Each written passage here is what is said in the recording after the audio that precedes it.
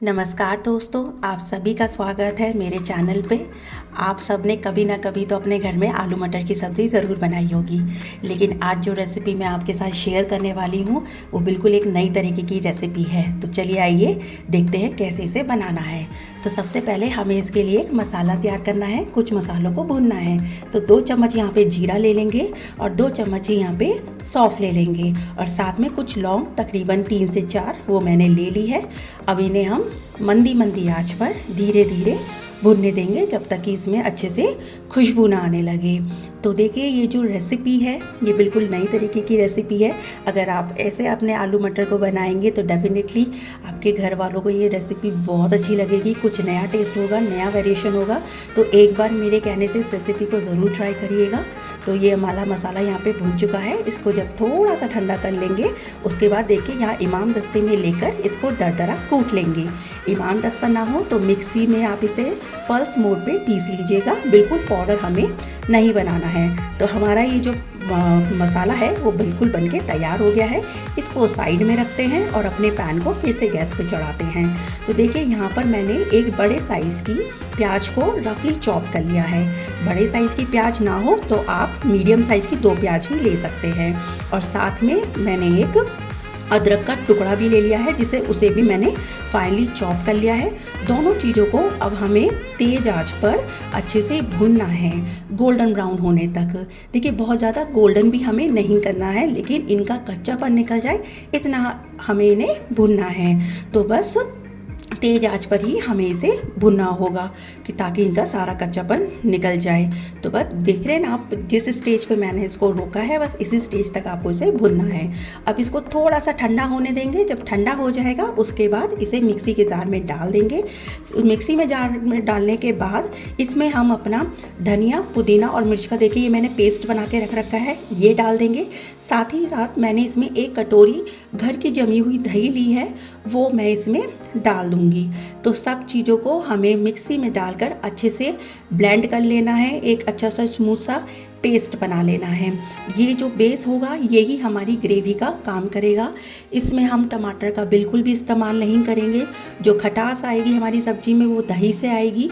तो इसलिए मैं आपको कह रही थी ये बिल्कुल नई तरीके की रेसिपी है, तो ज़रूर एक बार इस रेसिपी को ट्राई करिएगा। तो देखिए बिल्कुल स्मूथ जो हमारा बैटर है, पेस्ट जो है ये बनकर तैयार हो गया है। इसको साइड में रखते हैं और अपने पैन को फिर से चढ़ाते हैं। इसमें तेल डालते हैं। तेल जब अच्छे से गर्म हो जाएगा तो जो मसाला हमने कूटा है सबसे पहले हम उसे डाल देंगे। इसमें आपकी आंच यहाँ पे बिल्कुल मंदी होनी चाहिए।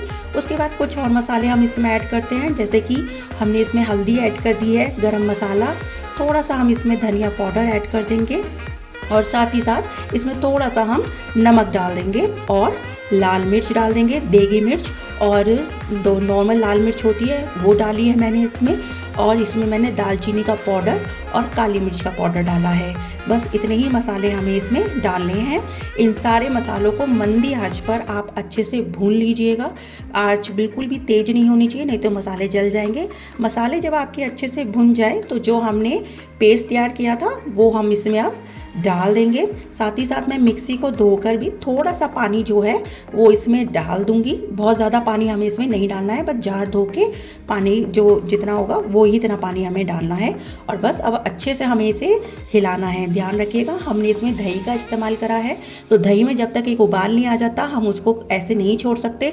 तो जब तक एक उबाल नहीं आएगा मैं इसको नहीं छोड़ूंगी, रेगुलर हिलाती रहूँगी ताकि दही फटे ना। उबाल आ गया है इसमें अच्छे से, आँच को अच्छे से मंदी करके ढक कर इसको मैं अब अच्छे से पकने दूंगी जब तक कि इसमें से ऑयल रिलीज़ नहीं हो जाता। तो चलिए हम अपनी बाकी की तैयारी करते हैं। तो देखिए इस सीज़न में ना ये छोटे छोटे आलू बड़े अच्छे आते हैं, तो इनको मैंने यहाँ पे बॉईल कर लिया है। अगर आपके पास बड़े आलू ना हो, छोटे आलू ना हो तो आप बड़े आलू ले सकते हैं और उनको पीसेस में कट कर सकते हैं।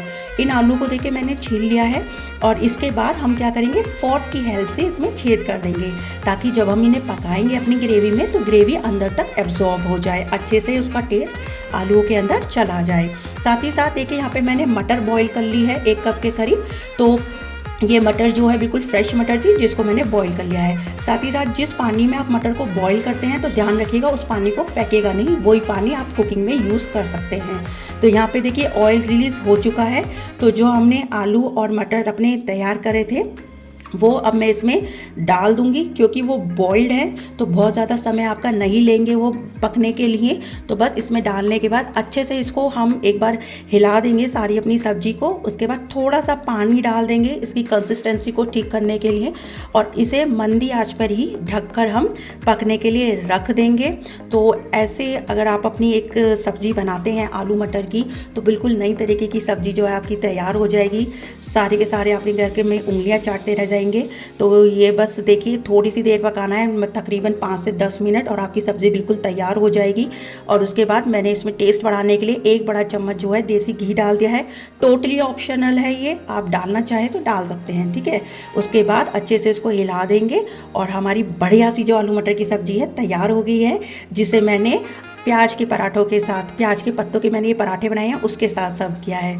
तो अगर आपको ये रेसिपी अच्छी लगी है तो आप भी ज़रूर इस रेसिपी को ट्राई करिएगा, और मेरे वीडियो को और लाइक और शेयर ज़रूर कर दीजिएगा, और चैनल को भी सब्सक्राइब कर लीजिएगा।